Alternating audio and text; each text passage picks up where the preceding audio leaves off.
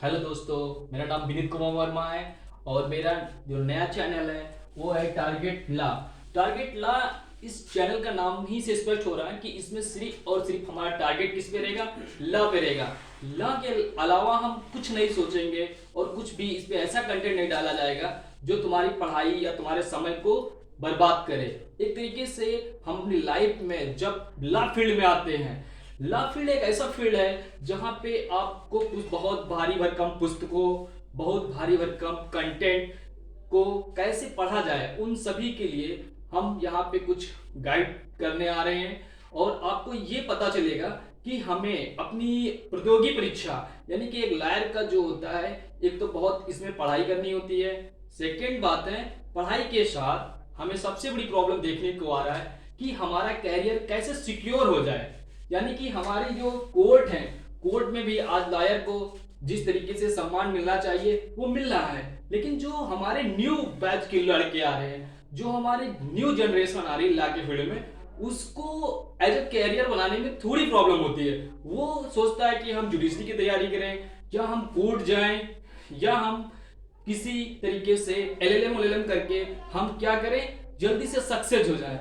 Success का थोड़ा रास्ता इसमें बहुत लंबा दिखाई देता है हमें। ऐसा क्यों हो रहा है?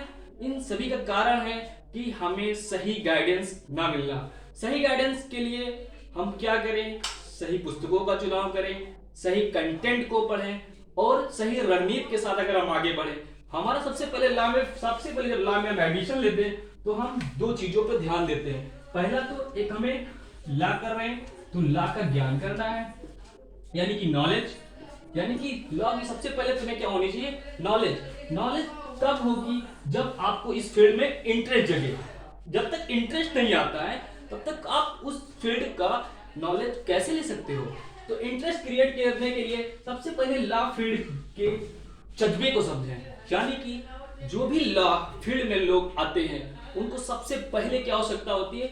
उस जज्बे को समझना चाहिए कि एक लॉयर क्या होता है, एक लॉयर कैसे सभी व्यक्तियों से अलग होता है, एक लॉयर को किन चीजों की आवश्यकता होती है। सबसे पहले उसकी आवश्यकता होती है कि लॉयर को सबसे पहले अगर जरूरी है तो एक अच्छा सामाजिक ज्ञान होने के साथ उसे कानून का ज्ञान होता है। कानून ज्ञान होने के कारण वो कॉमन मैन से थोड़ा अलग समझा जाता है समाज में, और हो भी जाता है।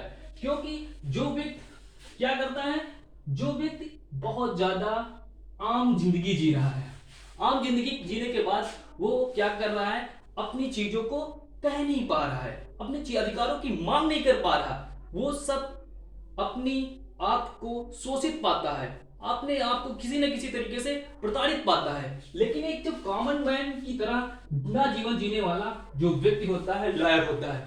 लॉयर हमेशा अपनी पर्सनालिटी, अपने अधिकारों और अपनी बॉडी लैंग्वेज के लिए वो फेमस होता है। यानी कि उसको कानून का ज्ञान होता है। और कानून होता क्या है? अगर हम बात करते हैं कि हमारा ये जो कानून है क्या, कानून को सीधी और सरल भाषा में हम समझते हैं, ऐसे नियम और नियम होते हैं जिनको समाज अच्छा आचरण मानता है। उन नियमों के समूह को एक जगह पे हम क्या करते हैं, स्थापित कर देते हैं समाज में, कि ऐसे ऐसे नियम हर व्यक्ति को मिलना चाहिए जिससे कि समाज को संचालन करने के लिए कभी भी कठिनाई ना हो, समाज में लोगों को उस समाज में रहने में कोई तरह की प्रॉब्लम ना हो। इस तरीके से देखा जाए कि हाँ, एक जो लॉयर है उसको अपने अधिकारों के बारे में ज्ञान होता है, वो दूसरे के अधिकारों को दिला सकता है। किसी के अधिकारों का हनन हुआ है तो एक लॉयर है, एक अधिवक्ता ही है जो उसके अधिकारों के लिए, चाहे वो कोर्ट से दे, चाहे हमारी सरकारों से दे, चाहे अन्य व्यक्ति से, कि भैया ये इसका अधिकार है, क्यों नहीं दे रहे हो? फला सेक्शन, फला कोड, फला बुक में ये बात किसको मिली है? जो हमारी सरकारें हैं, जो हमारे लिए काम नहीं कर रही हैं, जो हमारा संवैधानिक दस्तावेज है, जो सबसे संप्रभु दस्तावेज है, उस संप्रभु दस्तावेज में हमें क्या अधिकार मिले हैं, हम किन चीजों के लिए अधिकार पूर्वक सरकारों से मांग कर सकते हैं, सरकारों के ऊपर क्या दायित्व है, हमारे क्या कर्तव्य हैं, इन सभी की जानकारी एक अधिवक्ता की होती है। तो अधिवक्ता की हैसियत से तो मैंने छोटा सा एक इंट्रो दिया कि क्यों तुम्हें पढ़ना चाहिए। अगर किसी को पुलिस गिरफ्तार कर रही है तो गिरफ्तार करने से पहले उसको क्या अधिकार होंगे। एक व्यक्ति है जो किसी भी तरीके से समाज में भूखा है, असहाय है, क्या उससे समाज में ऐसे ही भूखा रहना चाहिए? भूखा रहना चाहिए या नहीं रहना चाहिए? अगर भूखा रहना चाहिए तो अगर वो भूखा है तो उसका दायित्व किसका है कि उसको खाना कौन दे? एक माँ बुजुर्ग हो जाती है जिसके लड़के भी हैं, लेकिन क्या उसको वो जो माँ की सेवा नहीं कर रहे हैं तो उसकी सेवा कैसे हम उनसे करवा सकते हैं? ये सब कैसी प्रॉब्लम है? ये सब प्रॉब्लम है हमारे समाज में कुछ अराजकता है। इस अराजकता को दूर करने के लिए हमें जो ला है, ला के थ्रू हम उन समाज में अच्छे नियम, अच्छे सिद्धांत और अच्छी बातों के लिए हम क्या करते हैं, उस ला के माध्यम से जो जिम्मेदार पर्सन है उसके ऊपर वो जिम्मेदारी लाते हैं, और जिससे कि होता यह है कि हम देखते हैं कि वो जिम्मेदारी निभाता है, चाहे वो अपने आप निभाए या वो कानून के डंडे से निभाए। कानून का डंडा अच्छे अच्छों को जिम्मेदार बना देता है। इसी तरीके से अब हम देखते हैं कि जब लॉ के फील्ड में एक स्टूडेंट एंट्री करता है, यानी कि एक जब स्टूडेंट लॉ की फील्ड में प्रवेश करता है तो उसमें जो लॉ के स्टूडेंट आते हैं, कोई आ रहा है साइंस साइड का, कोई आ रहा है कॉमर्स साइड का, कोई आ रहा है अन्य किसी क्षेत्र से। यानी कि लॉ के डिग्री जो पंचवर्षीय कोर्स चल रहे हैं, 3 ईयर कोर्स चल रहे हैं, इन तीनों कोर्सों में यहाँ पे प्रवेश करने का एक ही मापदंड है। अगर 5 ईयर में आप आ रहे हो तो आपके पास 12th पास होना चाहिए। अगर आप 3 ईयर में प्रवेश कर रहे हो तो आपके पास ग्रेजुएशन की डिग्री होनी चाहिए, यानी कि आप ग्रेजुएट हो, 12th पास हो तो आप लॉ के फील्ड में उतर सकते हैं। अब इससे पहले का आपका बैकग्राउंड जो है, आप ये नहीं देखते हैं कि हमारा बैकग्राउंड साइंस साइड का था या कॉमर्स साइड का था या कोई अन्य ऐसी साइड थी जिससे हम पढ़ के आए हैं। और जब ग्रेजुएट में जो आता है तो इसकी भी कोई साइड निश्चित नहीं होती है कि उसने लाइफ में किया क्या है, उसने क्या पढ़ के आया है, ये सब दूर रह जाता है। और हमें एक कानून में हमें पढ़ाया जाता है, एक इसका खुद का कोर्स होता है, इसकी खुद की किताबें हैं। ये पूरे कोर्स को एक समाज को संचालन करने के लिए, कानून के ज्ञाता को तैयार करने के लिए एक ऐसे व्यक्ति का यहाँ पे 3 वर्षीय और 5 वर्षीय कोर्स होता है, जिसके माध्यम से समाज में किसी भी तरीके की पीड़ा वाले व्यक्ति को, किसी भी तरीके के ऐसे असहाय व्यक्ति को जो सताया जा रहा है, जिसके अधिकारों का हनन हुआ जा रहा है, जिसके मानवाधिकार का कोई मतलब ही नहीं, उन सभी के दंडा, उन सभी को अधिकार दिलाने के लिए हमारे यहाँ क्या होता है, लॉ की पढ़ाई की जाती है। पूरे विश्व में ये लॉयर ही है जो किसी भी व्यक्ति को क्या देते हैं, अधिकार दिलाते हैं और किसी भी तरीके की पीड़ा से छुटकारा दिलाते हैं। चाहे हमारा इंटरनेशनल कोर्ट हो, चाहे हमारे सुप्रीम कोर्ट हो, हाई कोर्ट हो, ये सारे कोर्टों में लॉयर ही व्यक्ति होता है जो किसी भी व्यक्ति के पीड़ित है उसकी बात को रखता है और वो उस समस्या का समाधान इन जजेस से करवा ही लेता है। तो इन सब की तैयारी करने के लिए आप आए, बताइए आप इतनी बड़ी तैयारी करने आ रहे हो, इतना बड़ा काम करने जा रहे हो कि हम समाज की कुरीतियां, समाज की समस्याओं को जान के उन पर क्या नियम है, क्या कानून है, क्या सिद्धांत है, उन सभी के लिए हम क्या कर रहे हैं कि उन सभी के लिए हम यहाँ पे तैयार होंगे और जानेंगे, अपने तो अधिकार की सुरक्षा करेंगे ही, साथ में लोगों के अधिकारों की भी सुरक्षा करेंगे। तो इसलिए लॉ फील्ड में आए प्रत्येक बच्चे का स्वागत है और उसको पढ़ाई करने के लिए यहाँ पे है। तो अब इसमें बहुत से बच्चे हैं जो 5th ईयर 5 ईयर करके आए हैं LLB, कुछ बच्चे हैं जो 3 ईयर करके आए हैं। इन दोनों बच्चों में जो सबसे ब्रिलियंट मैं मानता हूं कि अगर पहले से आपने डिसाइड कर लिया कि हमें एक तो लॉयर या जजेस के रूप में कैरियर बनाना है या हमें कॉर्पोरेट सेक्टर में जाना है, तो 5 ईयर वाला सबसे अच्छा कोर्स होता यह है कि यहाँ पे आपको कुछ आर्ट साइड की जो जरूरतें हैं, इकोनॉमिक्स है, ज्योग्राफी है, उसका भी थोड़ा बहुत ज्ञान करने के लिए यहाँ पे सब्जेक्ट को डाल दिया गया है। यहाँ पे तुम्हें प्योर लॉ पढ़ना पड़ता है, यहाँ पे कुछ तुम्हें ऐसी विषय भी पढ़ाए जाते हैं जो बीए में तुम्हें पढ़ने को मिलता है, ग्रेजुएशन में जो पढ़ने मिलता है।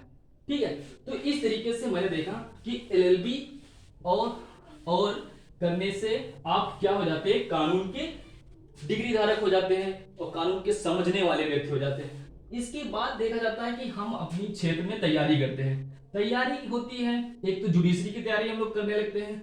सबसे पहला चॉइस अगर किसी भी बंदे से पूछा जाए कि तुम एलएलबी क्यों कर रहे हो, तो वो कहता है हम क्या बनेंगे, जुडिशरी में जाएंगे, यानी कि जुडिशरी में जाएंगे। फिर दोबारा उससे पूछा जाता है कि आप और क्या करेंगे, कुछ नहीं कहेंगे, लॉयर बनेंगे। बन जाओ भैया लॉयर, कौन मना कर रहा है, ठीक है, अब लॉयर बनेंगे। फिर कोई व्यक्ति अगर आता है तो वो कहता है कि अब क्या करेंगे, तो कहता भैया हमें तो कानून का मास्टर बनना है, यानी कि प्रोफेसर बनना है, यानी कि टीचर बनेगा या तो लॉयर बनेगा या तो जस्टिस बनेगा। तो इन तीन ऑप्शन के बाद सबसे बड़ी प्रॉब्लम यहाँ पे आ रही है कि इन सभी में इतना भटकाव हो जाता है। मैं भी एक लॉ स्टूडेंट हूँ और काफी कुछ सीखा है, और इस एलएलएम तक के पहुंचने में मैंने बहुत सा भटकाव आया और बहुत कुछ सीखा। उस सीखने के दौरान मैं आप सबको बता रहा हूं कि हाँ, यहां तक पहुंचने से पहले आपको पढ़ाई की रणनीति क्या होनी चाहिए। यानी कि प्रथम सेमेस्टर, यानी कि आप 5 ईयर में हो चाहे 3 ईयर में हो, प्रथम सेमेस्टर से ही आप अपने गोल को फिक्स कर लें। जो भी आपके ये 3 गोल हैं, इन तीनों गोलों को फिक्स कर लें। फिक्स करने के बाद आप सबसे पहले कानून के प्रत्येक सेमेस्टर में आने वाली उन पुस्तकों का जो आपके पास है, तो सबसे पहले अपने सब्जेक्ट टीचर से बताएं कि अगर हाँ हमें संविदा विद पढ़ाई जा रही है तो ये क्यों पढ़ाई जा रही है, इसका कारण क्या है। हमें संविदा विद पढ़ाई जा रही है, हमें पढ़ाई जा रही है भारतीय दंड संहिता यानी इंडियन पेनल कोड, ये क्यों पढ़ाई जा रही है, भारतीय दंड संहिता क्यों पढ़ाई जा रही है, इस दंड संहिता का कारण क्या है हमें पढ़ने का, हमें भारतीय संविधान पढ़ाया जा रहा है, इसका रीजन क्या है। जब इन क्वेश्चनों के साथ आप पढ़ते हैं तो आपकी पढ़ाई, आपकी तैयारी बहुत ही बेहतर होती है, और आपको पढ़ने का जो इंटरेस्ट है, आप किसी भी फील्ड से आए हैं, आपका इंटरेस्ट अपने आप डेवलप हो जाएगा। जब आप जानेंगे कि संविदा विधि है, संविदा विधि में क्या होता है, दो व्यक्तियों के बीच करार होता है, और वो करार ऐसा होता है जो विधि द्वारा परिवर्तनीय होती है, तो उनके बीच जो करार हो गया है विधि द्वारा परिवर्तनीय है, तो एक दूसरे के प्रति क्या है उसको मानने के लिए बाध्य है, इसलिए हमें संविदा विधि पढ़ाई जा रही है। अब गए, आप किसी की भी प्रॉब्लम से जूझ रहे हैं, ठीक है, आपके पास किसी भी तरीके का प्रॉब्लम हो गया है, कैसा जो आपराधिक प्रगति का है, यानी कि चोरी हो गई, डकैती हो गई है, मार हो गया है, दंगा हो गया, ऐसी प्रॉब्लम से अगर जूझ रहे हो, इन प्रॉब्लमों से छुटकारा पाना है, या इन प्रॉब्लमों के लिए हमारी दंड प्रक्रिया या दंड संहिता में दंड क्या है, तो उन सब के लिए जानकारी हमें कहां से मिलेगी, भारतीय दंड संहिता में। फिर आता है इस भारतीय संविधान, यानी भारतीय संविधान हमें क्यों पढ़ना है। भारतीय संविधान हमारे देश का सबसे संप्रभु दस्तावेज है। उस संप्रभु दस्तावेज होने के कारण हमें क्या है, ये ऐसी विधि है, एक ऐसा दस्तावेज जिससे हमारी सरकार संचालित होती है, हमारी सरकार ही इससे क्या होती है, गवर्न होती है। इससे ऊपर भारत में कोई विधि नहीं है, यानी सबका ये क्या है, पिता है। जितनी भी विधियां हैं सब इसी के अंडर में रहकर काम करेंगे, इससे बाहर कोई नहीं बात करेगा। तो इस तरीके से आपने जाना कि एलएलबी के दौरान जो पुस्तकें पढ़नी हैं, जो हमें विधि के दस्तावेज पढ़ने हैं, यानी अधिनियम पढ़ने हैं, किताबें पढ़नी हैं या जानकारी मिलनी है, वो क्या है, एक तरीके से अलग अलग समस्याओं का सॉल्यूशन, अलग अलग समस्याएं कैसी होती हैं, वो समस्या किस तरीके की होगी, उस समस्याओं का निराकरण क्या है, वो समस्याएं क्या होंगी, उन सब के बारे में हमें उन वीडियो में जानकारी मिलती है। तो गाइस मैं इसीलिए आपको जानकारी देने के लिए कि एलएलबी के दौरान आप पढ़ाई कैसे करें, एलएलबी में तुम्हें मिलना क्या है, एलएलबी के बाद आप क्या कर सकते हैं। तो मेरा फर्स्ट वीडियो है, अब आपको कल कंटिन्यू जो भी हमारे प्रिय मित्र हैं, मित्रगण हैं, इन मित्रगणों के लिए मैंने इस समय हमारा पीसीएस जे उत्तराखंड, यानी उत्तराखंड पीसीएस जे का 13 मार्च को पेपर होना है, हमें भी देना है, आप सभी को देना होगा।